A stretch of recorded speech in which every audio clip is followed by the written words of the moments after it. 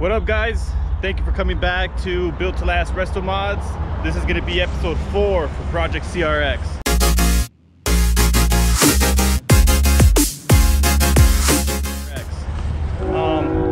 So sorry about the last episode. It's a little wacky because I lost some footage and just wasn't good. I worked on a few things off camera, which I'm gonna try not to do anymore, just because it confuses what the f I'm doing. Or excuse me, it confuses what I'm doing. But I'm gonna show you guys a little progress right now. I hung the doors on the CRX. I tried to line them as best as I could for the time being, but let me know what you guys think. Check this out.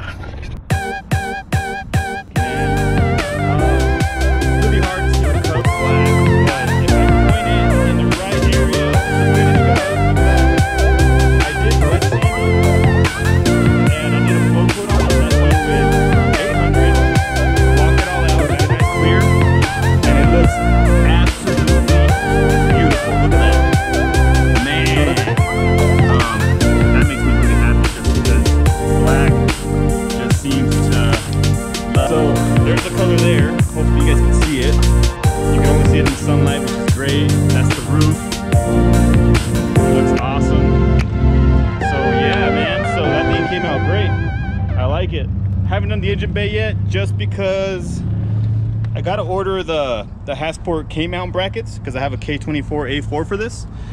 I was gonna go F20B, but changing my mind, and I bought that Accord over here for the swap.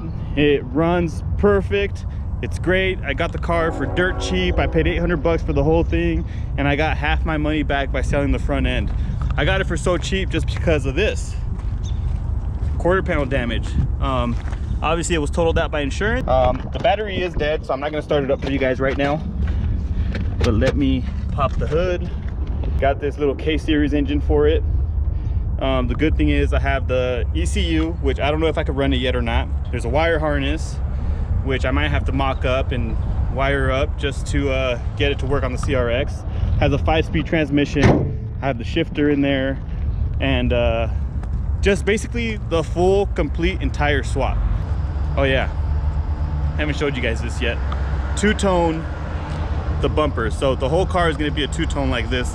All the bottom trim on the rest of the CRX is going to be this Honda Cosmic Silver, Cosmic Gray. Not exactly sure what they call it, but it's Cosmic Silver, Cosmic Gray. It looks absolutely beautiful with the color, and it's going to look absolutely gorgeous on the car going from front to back. So this color here is going to go on the engine bay, and the valve cover I'm going to paint the same color as this. That way it all kind of has one theme to it. So that's basically the plan for this, and this is why I haven't touched that. But what do you guys think, man? Look at that. That looks great. At least I think so. Such a nice color. I'm so glad I stuck with this and I mixed it up and made my own batch, because it's like, you're not gonna see another one like it. You might see something close to it, which some people have said it's like, oh, I have a car that color, but you know what? They don't. It's not like this. Definitely not like that. So that's what's going on with it right now, and that's the progress. I like showing a full 360 view of it on every one of my videos, so you guys can see. If you go back to the video number 1, you can see what it looked like. Video number 2, what the progress is. Video number 3, where I'm at. And this is going to be the progress for video 4. Looks good. So what we're going to be doing in this episode is I'm going to be painting all the lower trim to the CRX. We're going to paint the lower rocker pieces, all the bottom trim of the CRX. If you guys know about CRXs, you have the door molding, and then you have the lower piece underneath the car that is also usually black. These are the ones that go on the door right here. We're gonna paint these guys the same Cosmic Silver, and the rocker moldings as well, Cosmic Silver. I have enough paint to do, you know, basically all of that plus some. So I sanded these with 320 all the way across, got it as smooth as I could. There are some little minor flaws and dings that you might be able to see. It's hard to really tell. They're not major, you know, they're just, it's minor stuff like that. It's all minor stuff, so I'm not gonna worry about it. I'm just gonna prime them and hope the primer kind of evens it out a little bit. You gotta understand that these pieces, this is the inside of the door jamb.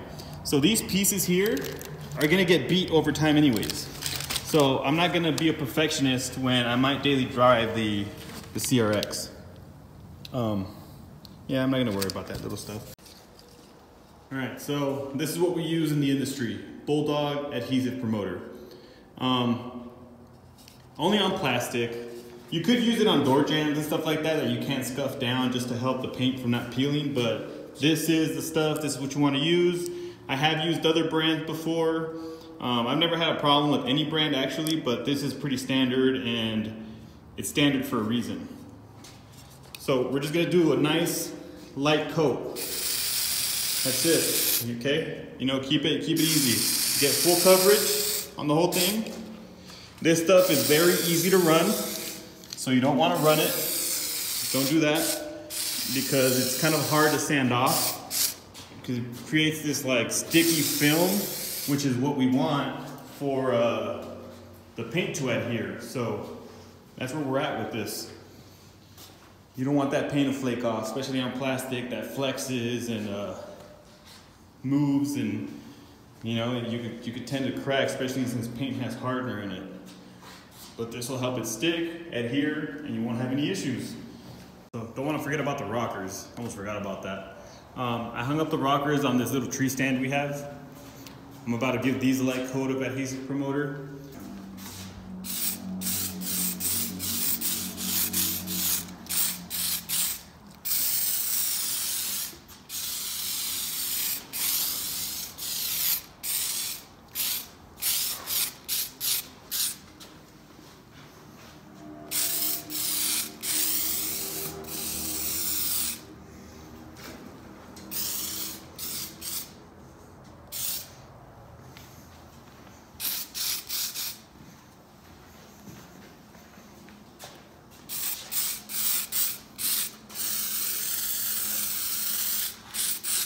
Man, we're running low. It looks like we're just gonna have enough for this. I do have some more, but it's sprayable in a gun, and I kind of don't want to use that method on this. Okay. We're gonna put a nice coat of primer on it, and then sand it down a little bit. Most people wouldn't prime it. Some people are just, you know, just would rather just paint it. But I'm gonna prime it, sand it down, and remember guys, primer isn't body filler.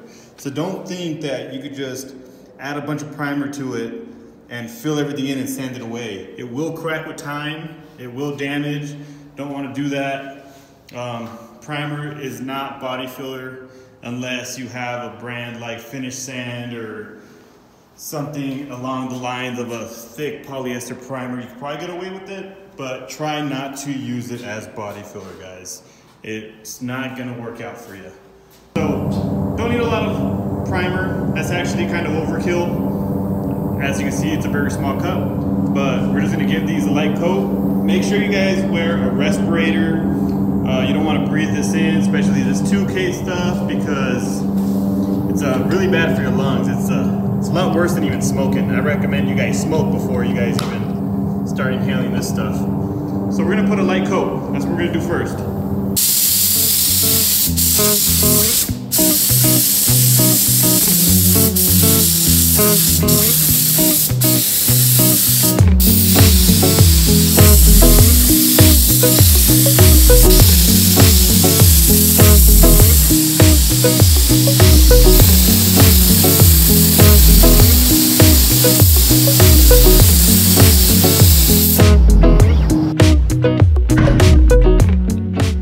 So the primer's all dry.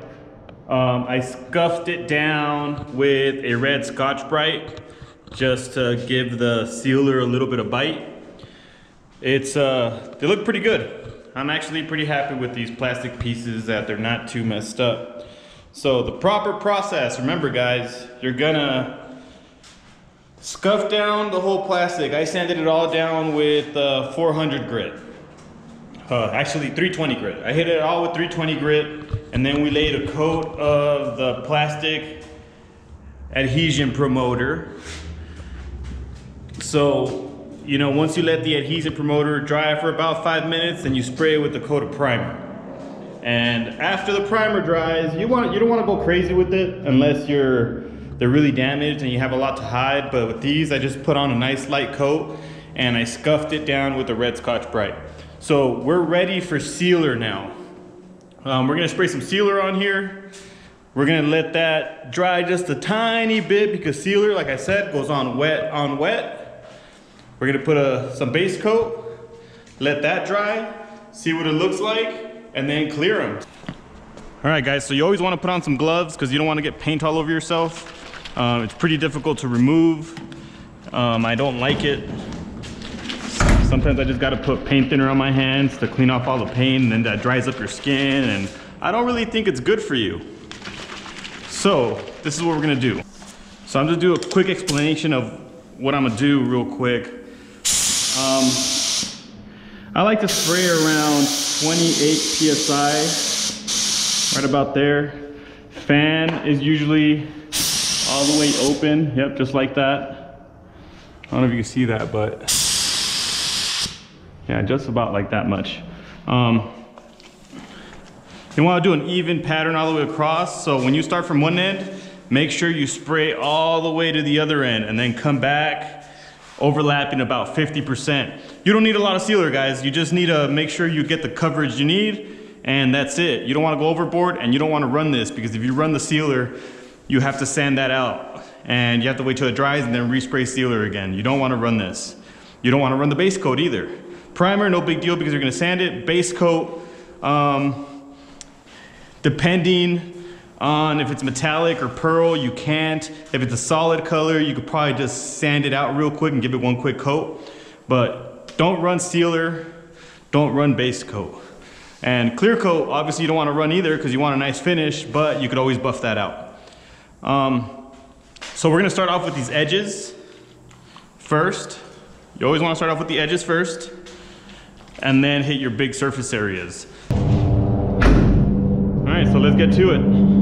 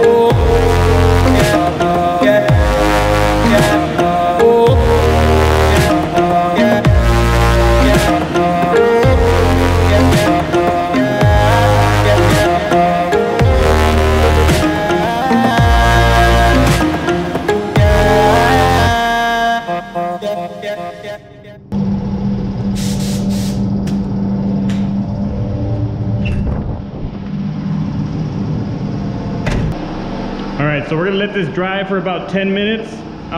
It won't fully dry, but like I said, you have to spray it wet on wet. So we're just gonna give it 10 minutes to kind of settle in. Another nice thing about sealer too is whatever little fine scratches you might have on there from the scuff pad or a 400 grit or 500 grit, whatever sandpaper you use to prep these, it will help fill those in, which is awesome. It's great. So that's another benefit of using sealer. So yeah, let's let this flash dry for about 10 minutes and we'll go from there. All right, so for the base coat, I'm using my Euro gun. This gun is very cheap, very affordable. I think I spent like 150 bucks on it. This is the same gun I used to paint the CRX. I mean, it's not a SATA, it's not an Iwata, it's nothing crazy, but you know what? It does the job, and I've used it quite a few times actually. I bought it like 2 months ago, and I've used the hell out of it, and it's actually doing its job. So Euro. It's a Euro, and I believe this is a Euro 4000 or something like that. But yeah, 150 bucks, great gun. I like it. This is our base coat. Mixed it up. I had done the rear bumper and I had two-toned it, so I had it already mixed, and I mixed enough to paint all the pieces. We're gonna shake this up. You can see all the pearls and metallics laying down here, so you wanna mix all that up. Yeah, so we're gonna do the base coat on this. Also, we're gonna do a couple light coats.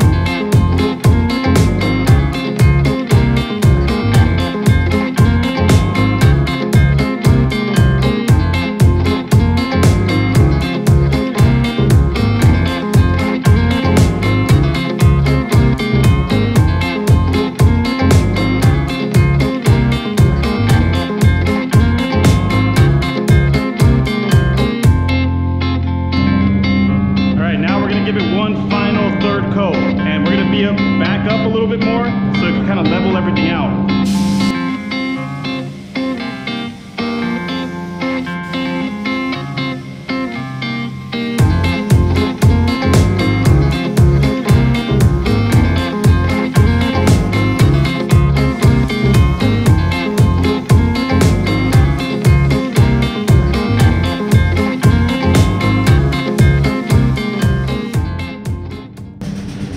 So once we let the base coat fully dry, I'm gonna give it about 30 minutes. I think 30 minutes it'll be enough. I use a medium reducer, so 30 minutes should be dry up. And we'll tack it to get rid of any overspray, and then we'll clear it.